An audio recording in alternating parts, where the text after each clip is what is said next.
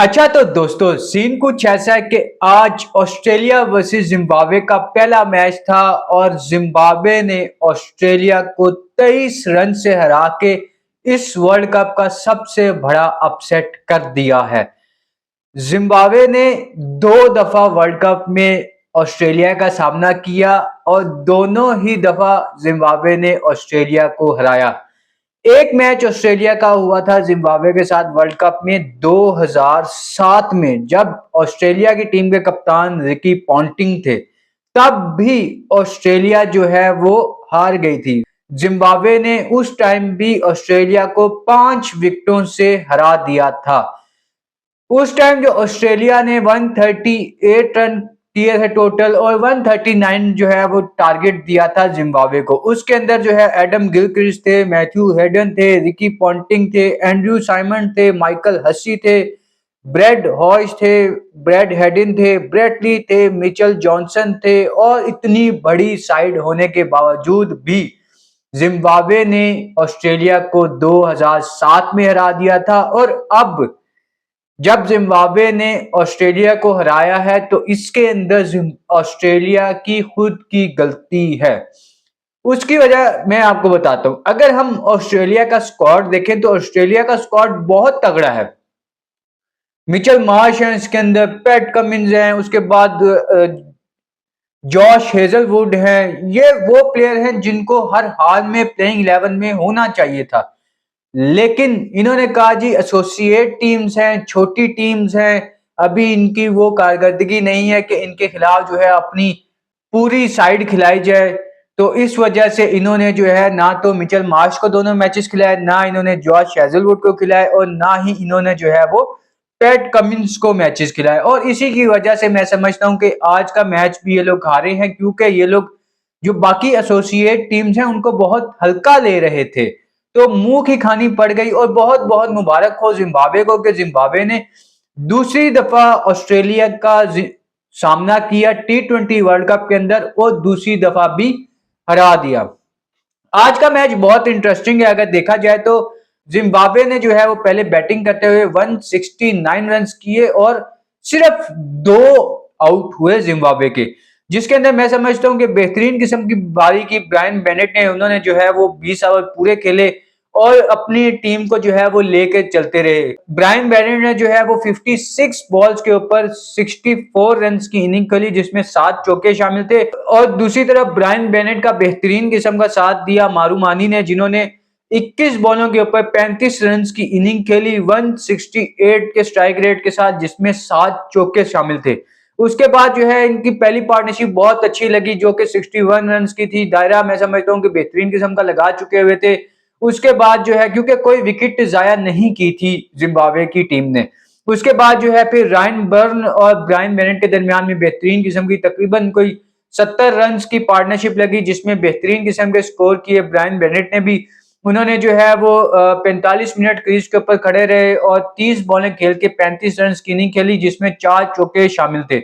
उसके बाद जो है वो एंड जो है वो सिकंदर राजा एज ऑलवेज अपनी टीम के कप्तान है वो आए, उन्होंने बेहतरीन किस्म का एंड कर दिया, जिसमें उन्होंने 13 बॉलों के ऊपर 25 रन की इनिंग खेली, जिसमें 2 चौके और 1 छक्का शामिल थे। और इस तरह जो है वो इनकी टीम 169 रन करने में कामयाब हो गई। अब यहाँ पे जो है वो देखा जाए तो ऑस्ट्रेलिया ने अपने 7 बॉलर्स का इस्तेमाल किया और तकरीबन जैसे अब बेन डॉरिशियस को जो है वो 4 ओवरों में 40 रन लगे, मार्कस स्टोइनिस को जो है वो ठीक है 6 के रन रेट के साथ स्कोर लगा। उसके बाद ग्लेन मैक्सवेल को जो है वो 1 ओवर में 14 स्कोर लगे, कोहनेमन को जो है वो 3 ओवर में 24 रन लगे, नेथन एलिस को 4 ओवरों में जो है वो 34 रन लगे। हालांकि पहले मैच में बहुत ही खूबसूरत बॉलिंग की थी, लेकिन आज जो है वो पेले गए, जिम्बाब्वे के प्लेयर्स ने इनको पेल दिया। उसके बाद जो है एडम जैम्पा को 4 ओवर में 31 रन लगे, कैमरन ग्रीन को जो है वो 1.1 ओवर में जो है वो 6 रन लगे। और इस तरह मैं समझता हूँ कि अगर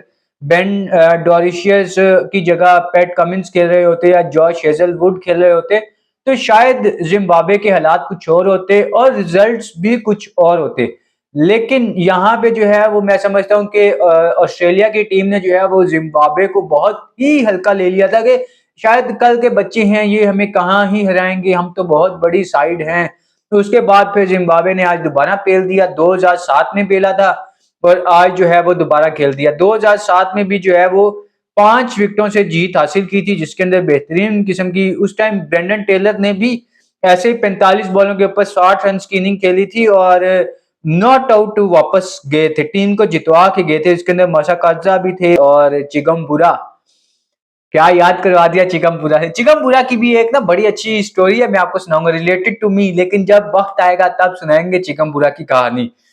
उसके बाद जो है अगर बॉलिंग की बात की जाए तो उनकी बॉलिंग बड़ी अच्छी थी। ब्रेटली थे, उसके बाद ब्रैकन थे, स्टुअर्ट क्लार्क थे, मिचेल जॉनसन थे, एंड्रू साइमन थे, ब्रेड हॉश थे, और ये अपने वक्त के बहुत बड़े बड़े बॉलर्स भी थे, लेकिन उनको भी जिम्बाब्वे ने हरा दिया था। आज अगर बॉलिंग की बात करें जिम्बाब्वे की, तो जिम्बाब्वे ने जो है वो टोटली आउट क्लास किया है, जहां उन्होंने पावर प्ले में ही उनके चारों बड़े प्लेयर्स को आउट कर दिया था। जॉश इंग्लिश को आउट कर दिया था, कैमरन ग्रीन को दूसरी बॉल के ऊपर आउट कर दिया था, उसकी दूसरी बॉल के ऊपर 0 रन के ऊपर कैमरन ग्रीन आउट हुए। उसके बाद जो है टिम डेविड 0 करके आउट हुए।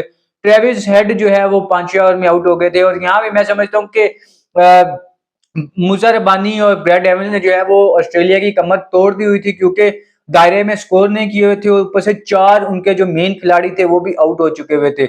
उसके बाद जो है वो ग्लेन मैक्सवेल, मैट रेंशॉ की बहुत ही खूबसूरत किस्म की पार्टनरशिप लगी, तकरीबन कोई 70 एक रन की पार्टनरशिप लगी। और अगर मैं समझता हूँ यहाँ पे ऑस्ट्रेलिया अपने नर्व्स के ऊपर काबू रखती, तो यहाँ पे ऑस्ट्रेलिया जो है वो जिम्बाब्वे को हरा सकती थी, क्योंकि अगर उसके बाद भी देखा जाए तो मैट रेंशॉ जो है वो क्रीज के ऊपर खड़े हुए थे। उसके बाद मार्कस स्टोइनिस थे, उसके बाद जो है बेन डोरिशियस थे, जो कि मार सकते हैं ऑब्वियसली। मार्कस स्टोइनिस कहीं पे भी आके मार सकते हैं। उसके बाद बेन डोरिशियस भी अच्छी बारी कर लेती हैं।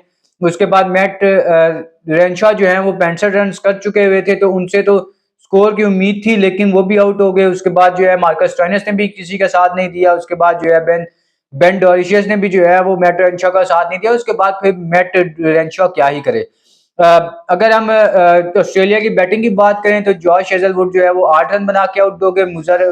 ब्लेसिंग मुजर रब्बानी ने जो है अपने स्पेल की पहली बॉल के ऊपर ही जो है वो जॉश इंग्लिश को आउट कर दिया। उसके बाद ट्रेविस हेड के साथ जो है वो थोड़ी सी मैं समझता हूँ हो गई इनसाइड एज हुआ, फिर वो पैड पे लगी, वो सीधा डंडा में घुस गई और वो फिर वापस चले गए। उसके बाद कैमरन ग्रीन बेचारा जो है ना, अभी तक वो उस्मान तारिक वाले सदमे से ही बाहर नहीं निकल सका कि उस्मान तारिक ने जो है मुझे वट्टा मार के आउट किया। जब तक मुझे उस चीज का इंसाफ नहीं मिलेगा, मैं जो हूँ रन नहीं करूंगा।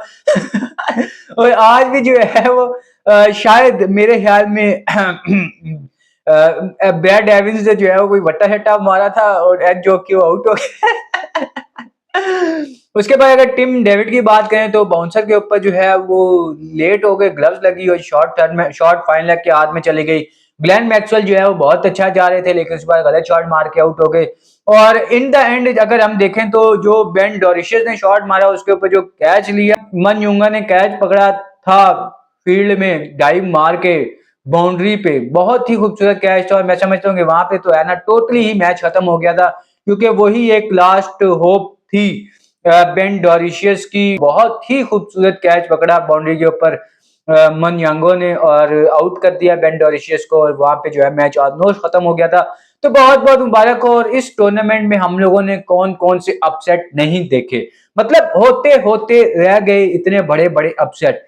पहला मैच देखे तो बिल्कुल ही उम्मीद खत्म हो गई थी कि पाकिस्तान जो है वो नीदरलैंड को हरा देगा। उसके बाद अगर हम यूएसए वर्सेस इंडिया का देखें तो उसके अंदर लगा कि भाई ये तो इतनी बड़ी साइड को ये कैसे साइड पे लगा के सिर्फ एक सूर्य कुमार यादव था, अगर वो भी आउट हो जाता तो जो कैचेस ड्रॉप किए सूर्य कुमार यादव के 15 रन के ऊपर कैच ड्रॉप किया था। उसके बाद एक 40 रन के ऊपर था, तब जाके मेरे ख्याल में सूर्य कुमार यादव का एक कैच ड्रॉप किया था। अगर वो ना होते तो शायद 120 122 के ऊपर जो है वो इंडिया की टीम बुक हो जाती। तो ऐसे भी देखा, फिर हमने देखा इंग्लैंड को नेपाल के आगे जो है वो बेबस हो गए थे। फिर उसके बाद हम लोगों ने देखा कि इटली और नेपाल का मैच हुआ, तो नेपाल वहां पे बिल्कुल 10 विकेटों से हार गई, एक भी आउट नहीं कर सके वो इटली के, और सिर्फ 124-25 रन का टारगेट था मेरे ख्याल में। तो मैं वो देख के बड़ा हैरान हुआ। उसके बाद हम लोगों ने देखा कि इंग्लैंड वेस्ट इंडीज से भी हार गई, हालांकि यही मुकाबला था सबसे तगड़ा। उसके बाद हम लोगों ने डबल सुपर ओवर भी देखा इस टूर्नामेंट के अंदर के भाई, मतलब T20 की हिस्ट्री में पहली दफा हुआ कि किसी मैच के लिए डबल सुपर ओवर हुआ, और वो भी ना कोई जीतना नहीं चाह रहा था, जबरदस्ती बस गुरबाज जो है वो फील्डर के हाथ में शॉट मार बैठे, वरना एक बॉल के ऊपर 6 रन चाहिए था और वहां पे फिर जो है वो वाइड कर गए। तो वहां पे फिर 5 रन चाहिए था, फिर वो फुल बॉल किया उन्होंने, जो है वो कवर के हाथ में पकड़ा दिया और सीधा जो है वो आउट हो गए। लेकिन दाद देनी पड़ेगी वहां पे गुरबाज को कि बहुत ही प्यारे भाई, बहुत प्यारे। उसके बारे में बात करते हैं जो, और उसके बाद फिर हम लोगों ने बहुत सारे इस टूर्नामेंट में अप एंड डाउन देख लिए। तो बहुत बहुत मुबारक हो भाई जिम्बाब्वे को। जिम्बाब्वे ने जो है वो ऑस्ट्रेलिया को एक दफा फिर से वर्ल्ड कप के अंदर हरा दिया है और अब हेड टू हेड ऑस्ट्रेलिया का जो है वर्ल्ड कप में 2-0 है जिम्बाब्वे के साथ। तो देखते हैं भाई ऑस्ट्रेलिया को अब ना इससे बड़ी मुश्किल होने वाली है, क्योंकि अगर हम स्कोर कार्ड देखें ना तो इसके अंदर जो है वो बहुत ही अजीब अजीब सूरत बन गई है, खासतौर पे ऑस्ट्रेलिया के लिए। अगर हम ग्रुप बी को देखें तो श्रीलंका ने 2 मैचेस खेले हैं, 2 मैचेस में 4 पॉइंट्स हैं, 3.125 का जो है वो नेट रन रेट है। उसके बाद जिम्बाब्वे ने आज जो है वो ऑस्ट्रेलिया को हरा दिया, उसकी वजह से जिम्बाब्वे के भी 4 पॉइंट्स हो गए हैं और 1.9 का उनका नेट रन रेट है। ऑस्ट्रेलिया के जो है वो 1.1 का है। अगर ऑस्ट्रेलिया जो है बाकी 2 मैचेस जीत भी जाए, जो कि मेरे ख्याल में एक ओमान के साथ रह गया और एक श्रीलंका के साथ, तो भी नेट रन रेट से शायद बाहर हो सकते हैं। और इसीलिए जो है मेरी टॉप 4 में ये लोग नहीं आते। मेरी टॉप 4 में जो है वो पाकिस्तान आती है, इंडिया आती है, वेस्ट इंडीज आती है और साथ में जो है ना वो साउथ अफ्रीका आती है। मुझे पता नहीं क्यों लगता है ना कि वेस्ट इंडीज जो है ना इस साल बहुत ही आउट क्लास खेलने वाली है, सबको जो है ना छोड़ जाएगी पीछे वेस्ट इंडीज। उसके बाद अगर हम ऑस्ट्रेलिया को देखें तो 1.1 का नेट रन रेट है और वहां पे जो है ओमान का -4 में है और आयरलैंड का जो है वो -2 में है। तो यहाँ पे जो मुकाबला है वो अब सिर्फ जिम्बाब्वे और ऑस्ट्रेलिया के दरमियान में रह गया है, या क्योंकि श्रीलंका का जो है वो नेट रन रेट ही बहुत तगड़ा है। देखना पड़ेगा कि क्या होता है इस आगे टूर्नामेंट में और ग्रुप बी में कौन सी टीम बाहर होती है, क्योंकि यही एक था कि हम लोग सोच रहे थे कि यहाँ पे जो है वो नाम सुकून से श्रीलंका और ऑस्ट्रेलिया सुपर 8 में चली जाएंगी, लेकिन यहाँ तो हालात ही बहुत अजीब हो गए। उसके बाद जो असल ग्रुप है वो ग्रुप डी है, जिसके अंदर 3 बड़ी टीमें हैं, लेकिन वहां पे अब मुझे लग रहा है कि ना अब अफगानिस्तान के लिए रास्ते ऑलमोस्ट बंद हो चुके हैं सुपर 8 के लिए, एशिया की सेकंड बेस्ट टीम के लिए, क्योंकि वो दोनों मैचेस हार चुके हैं। -0.5 में उनका नेट रन रेट है और साउथ अफ्रीका और न्यूजीलैंड जो है बहुत गुस्से जा रहे हैं। तो मिलते हैं आपसे इंशाल्लाह अगली वीडियो में, तब तक के लिए इजाजत दीजिए, अल्लाह हाफिज।